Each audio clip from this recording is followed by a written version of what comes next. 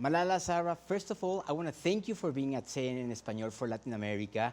And my first question goes to you, Malala. What's the main purpose of this documentary, Bread and Roses?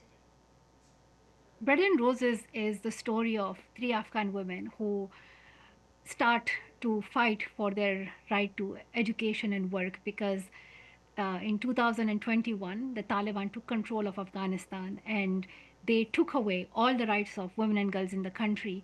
And these women had worked so hard for their right to education and work, and they were becoming dentists and journalists and teachers. But the Taliban have banned girls from education, they have banned women from work, they do not want women to be in any public or political life. And you see how the lives of these three women transform. But these three women are coming forward so that they can share their own stories, but at the same time, bring awareness about what the 20 million Afghan girls and women are witnessing at this time. And I hope that this documentary can help us raise awareness about the situation for women and girls in Afghanistan, and it can bring people's attention to step up and share their solidarity with Afghan women and girls. Sarah, how did you come up and having these three amazing women when you have another thousands of women with their own stories? Um, I have been in contact with dozens of women because through the charity that I was working to provide women with their needs. Because so many women they lost their job, so to provide them with the urgent needs actually. So that's why I start meeting them, and they were start sending me a video about their lives under the Taliban dictatorship. So but some of these women where I have been in contact with them from many years ago, and some of them were my friends. So that's why we managed to build the trust and start working together on this film in very intimate way. Malala, in your recent trip to Mexico City, your message to encourage Mexican girls was believe in yourself.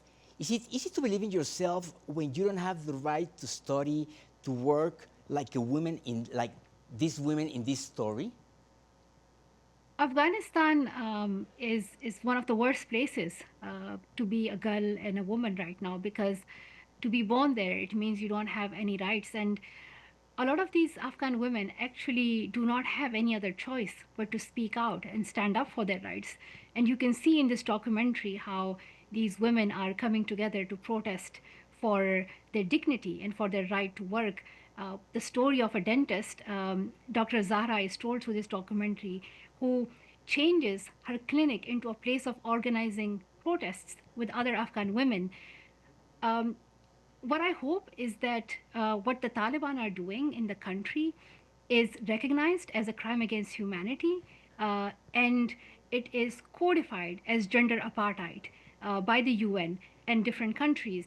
And I want to mention Mexico here because Mexico has been very vocal, and it has been leading this campaign around gender apartheid. I hope that more countries come forward and join this campaign, because what the Taliban are doing is uh, very extreme, and it is against humanity. It is one of the worst situations that women could face, and the Taliban need to be held accountable for their crimes. And my last question goes to you, Malala. One of the phrases that got my attention is not everyone is brave enough to risk their life against terrorism, but these three brave women are. UN Women said that last August that they were deeply concerned by a new Afghanistan morality law. What are your thoughts when you have a movement like the Taliban that decides the future for their own and not by yourself?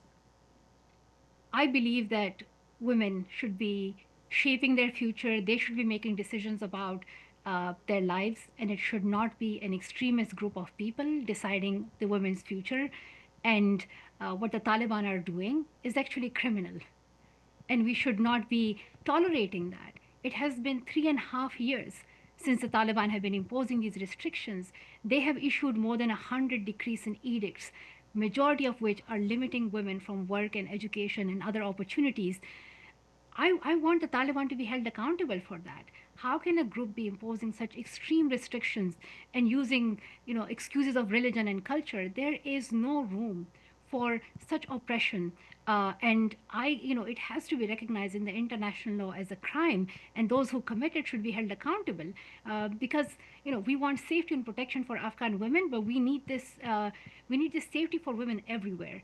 And that's why, to share our solidarity with Afghan women, we should share this documentary, watch it, start a discussion, and think about how we can push our leaders and representatives to do more for Afghan women and girls, stand with them, put their demands on the agenda, and include them in the conversations. Sahra, Malala, I want to thank you for being at Tienen en Español with this amazing story, with this amazing documentary, and hope to talk to you soon to see what happened next with these three amazing women. Thank you very much. Thank you. Thank you.